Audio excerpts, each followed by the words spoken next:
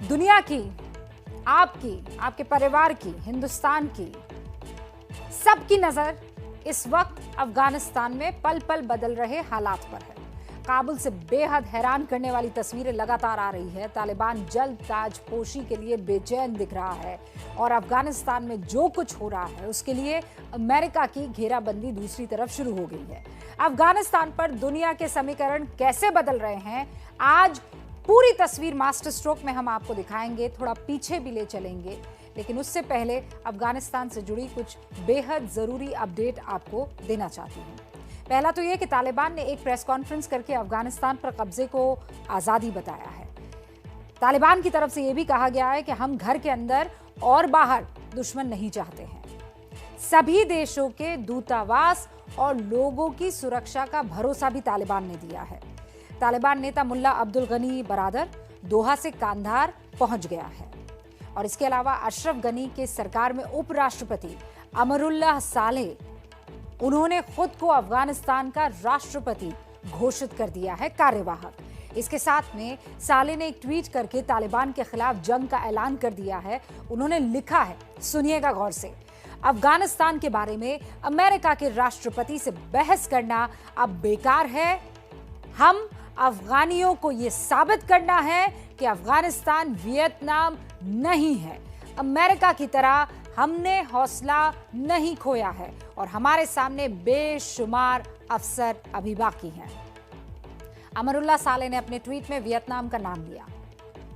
काबुल में तालिबान के कब्जे के बाद से ही अमेरिका के ऑपरेशन अफगानिस्तान की तुलना वियतनाम से की जा रही है। याद कीजिए, जो बाइडेन से भी इस बारे में पूछा गया था।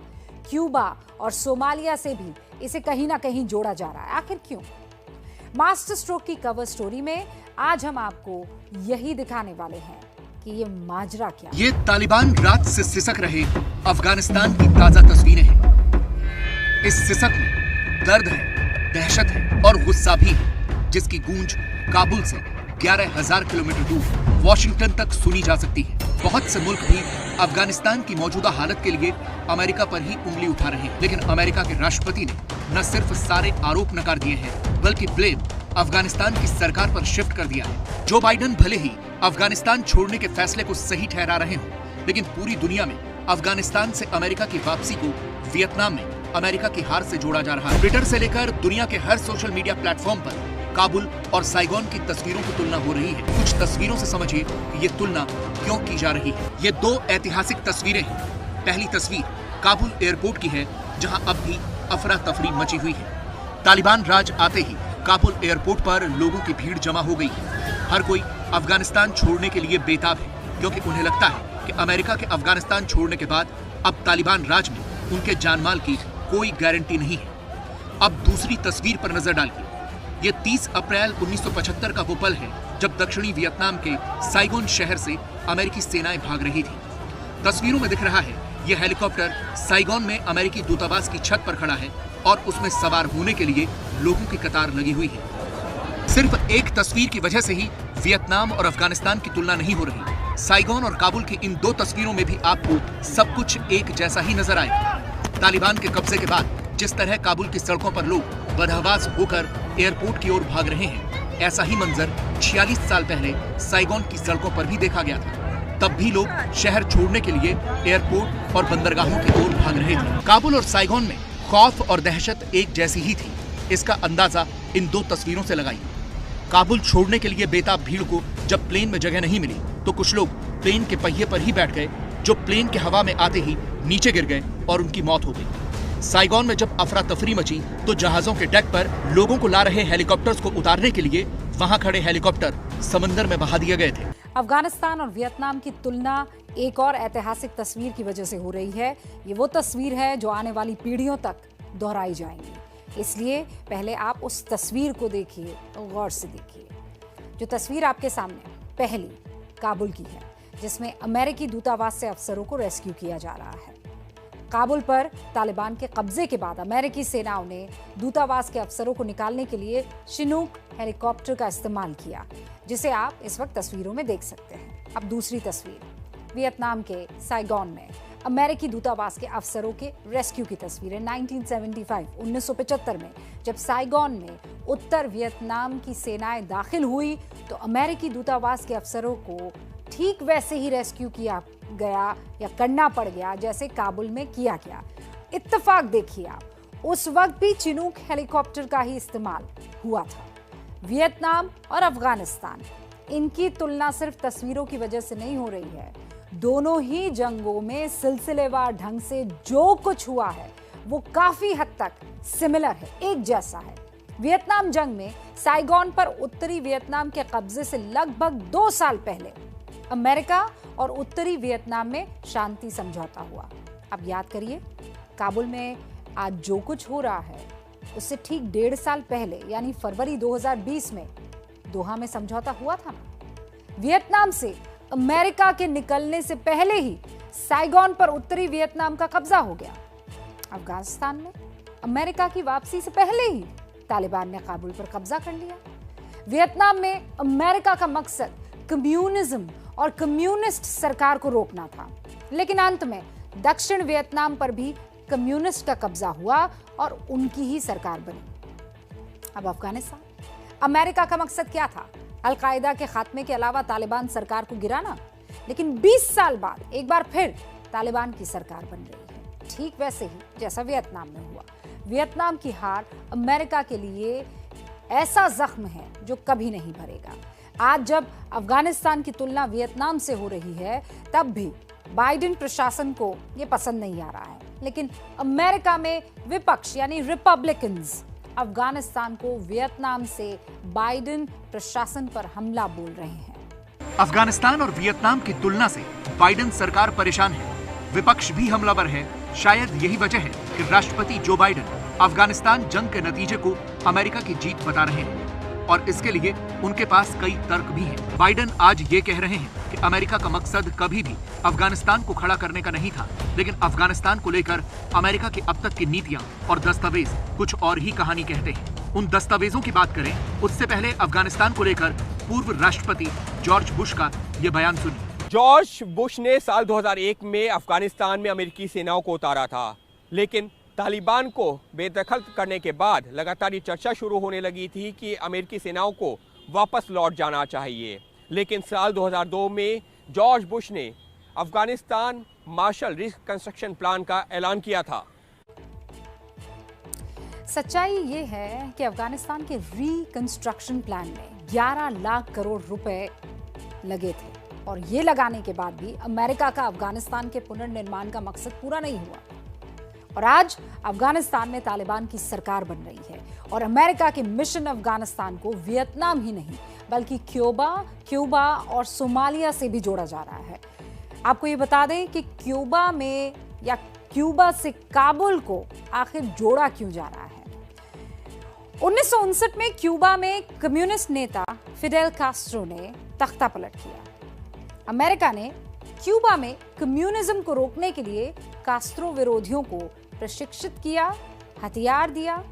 फिर 1961 में अमेरिका ने क्यूबा के 1200 लड़ाकों को कास्ट्रो के खिलाफ पिग्स की खाड़ी के रास्ते हमले के लिए भेजा। कास्ट्रो को इस प्लान की जानकारी मिली और उसने हमलावरों की नाव को पिग्स की खाड़ी में ही डुबा दिया। इसी जंग के दौरान अमेरिका में आइजनहोवर की जगह जॉन एफ कैनेडी प्रेसिडेंट बन गए। उन्होंने क्यूबा में लड़ाकों को वायुसेना की मदद देने का वादा किया था, जिसका वादा आइजनहोवर ने किया था। इस तरह अमेरिका ने आखिरी वक्त में मदद से इनकार कर दिया, जिसका नतीजा ये हुआ कि जंग में उतरे कास्ट्रो विरोधी 100 हमलावर मारे गए, 1100 गिरफ्तार हुए। सोमालिया में आइए, वहां भी अमेरिकी सेना एक ऑपरेशन बीच में छोड़कर लौट गई। इसकी भी कहानी बहुत दिलचस्प है। 1993 में सोमालिया में गृह युद्ध में संयुक्त राष्ट्र के मिशन को सरकार विरोधी फराह अदीदी गुट ने रोक दिया था। अमेरिका ने अदीदी को 2 साथियों को पकड़ने के लिए उसके अड्डे पर हेलीकॉप्टर भेजे। अदीदी गुट ने अमेरिका के 19 सैनिक मारे और 2 ब्लैक हॉक हेलीकॉप्टर्स भी गिरा दिए। इस ऑपरेशन से अमेरिका का बिल्कुल ऐसे कहते हैं मोराल खत्म हो गया। उसे ऐसा झटका लगा कि उसने सोमालिया से मिशन ही छोड़ दिया। अमेरिका के मिशन छोड़ने से सोमालिया में युद्ध पीड़ित जनता को जरूरी मदद मिल ही नहीं पाई। सोमालिया की इसी घटना पर हॉलीवुड की मशहूर फिल्म ब्लैक हॉक डाउन 2001 में बनी है, जिसको 2 ऑस्कर भी मिले हैं। तालिबान का पहला राज अगर आप याद करें तो आपको पता लग जाएगा कि कैसे अफगानिस्तान में महिलाओं पर जुल्म होते थे। लेकिन इस बार तालिबान का दावा है कि वो महिलाओं को पूरे अफगानिस्तान में छूट देगा। अब से कुछ देर पहले तालिबान ने एक प्रेस कॉन्फ्रेंस करके महिलाओं से उनकी सरकार में जुड़ने की अपील भी की, और ये उस प्रेस कॉन्फ्रेंस की तस्वीरें इस वक्त आप मेरे साथ चलते हुए स्क्रीन पर देख रहे हैं। अपने आप में बहुत बड़ा बयान है ये, क्योंकि इससे पहले तालिबान अफगानिस्तान में महिलाओं के काम करने पर पाबंदी लगा चुका है। उन्हें कोई भी बाहरी काम करने की मनाही थी। सवाल यह है कि तालिबान के सुर अचानक कैसे बदल गए। क्या वो सुधर गया है, जिस पर यकीन किसी को नहीं होगा, या फिर दुनिया को ये भ्रम पैदा करवाने की कोशिश कर रहा है? ये उसकी कोई नई चाल है। देखिए, तालिबान का नाम सुनते ही आपके दिमाग में क्या आता है? बामियान की ये खंडित गौतम बुद्ध की मूर्तियां, महिलाओं को चौराहों पर खुलेआम दी जाने वाली सजाएं, इंडियन एयरलाइंस की फ्लाइट IC-814 के अपहरणकर्ताओं को कंधार में पनाह दे। लेकिन ये था अफगानिस्तान में तालिबान के राज का पहला कार्यकाल, जिसमें उसने खूब जुल्म सितम किए। लेकिन अपने दूसरे कार्यकाल में तालिबान क्या कर रहा है, जरा ये भी देख लीजिए। इन सारे वीडियोस को देखकर पहली नजर में आपको हंसी आ सकती है। तालिबान के आतंकवादियों का समर्थन करने वालों को इन वीडियोस में मासूमियत भी नजर आ सकती है। लेकिन ये तस्वीरें अफगानिस्तान के मौजूदा हालात को बयां कर रही हैं। काबुल के जिन अम्यूजमेंट पार्क में बच्चों को होना चाहिए था, वहां तालिबान के आतंकी खेल रहे हैं। ये आतंकी गो कार्टिंग कर रहे हैं। छोटी छोटी कारों में 2-2 बैठे हुए हैं। उनके लिए तो पूरे देश पर कब्जा करना वैसे भी खेल ही रहा है, यहाँ भी खेल हो रहा है। तालिबान के ये आतंकी जब काबुल के अम्यूजमेंट पार्क में पहुंचे तो वहां उन्होंने सारे खेल खेले। ये एक मैरी गो राउंड है, जिसमें छोटे छोटे खिलौने नुमा घोड़ों पर ये तालिबानी बैठे हुए हैं और घूम रहे हैं। यहीं पर एक ट्रैम्पलिन भी रखा हुआ था, जिस पर अपने अक्सर बच्चों को उछलते हुए देखा होगा। लेकिन यहाँ तालिबानी आतंकी उछल रहे हैं। कुछ तालिबानियों ने शायद पहली बार जिम देखा है। ये देखिए, काबुल के एक जिम में जब ये दाखिल हुए तो उसका क्या हाल किया। कोई कार्डियो कर रहा है, कोई डंबल्स उठा रहा है, किसी ने वेट उठाया हुआ है। जिम में लगी मशीनों पर ये लड़ाके एक्सरसाइज कर रहे हैं। इन तस्वीरों को देखकर आपको हंसी आ सकती है, लेकिन कुछ सवाल अपनी जगह पर मौजूद हैं। सवाल ये है कि क्या तालिबान 2.0 सुधर गया है? क्या तालिबान अपने पिछले कार्यकाल जैसा जुल्म नहीं करेगा? क्या तालिबान महिलाओं को आजादी देगा? क्या लड़कियों को स्कूल जाने की आजादी होगी?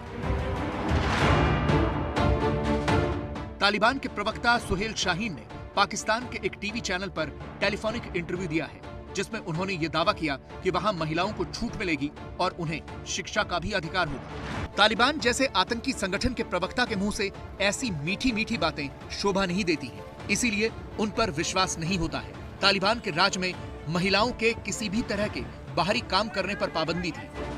अफगानिस्तान में सिनेमा और संगीत पर पाबंदी थी। लेकिन आज अफगानिस्तान के एक private news channel Tolo news पर एक महिला एंकर खबरें पढ़ती हुई देखी गई। ये तालिबान के राज में बहुत बड़ी बात है। بهرنیو چارو وزارت د طالبانو لاسته د کابل د لویدو په خبرګون کې ویلي چې بیجینګ په دمه دی چې په افغانستان کې واک په سولهییز ډول ولېږدول شي. د وزارت همداراز هیله څرګنده کړې چې په افغانستان کې د هر ډول تر थोड़ी देर बाद ही इसी चैनल पर एक और महिला रिपोर्टर भी रिपोर्टिंग करती दिखी। مننه ارغان صاحب، سلامونه تاسو ته او ټولو لیدونکو ته. زه غواړم چې نن په ځانګړې توګه په کابل ښار کې د میرمنو او ښځو. वैसे कल ही पूरी दुनिया ने अमेरिका के न्यूज चैनल CNN के एक रिपोर्टर को हिजाब में रिपोर्टिंग करते हुए भी देखा।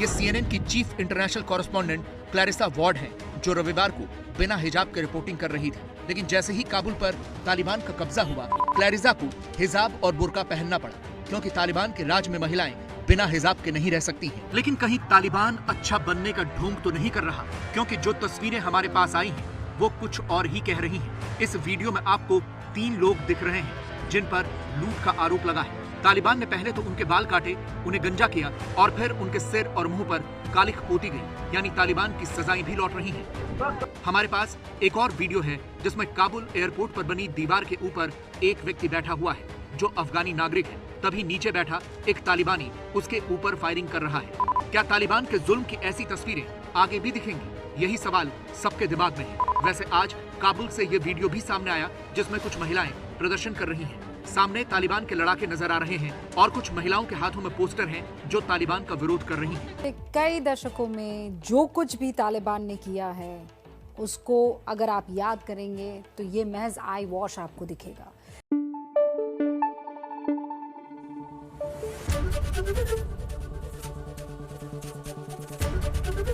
एबीपी न्यूज आपको रखे आगे।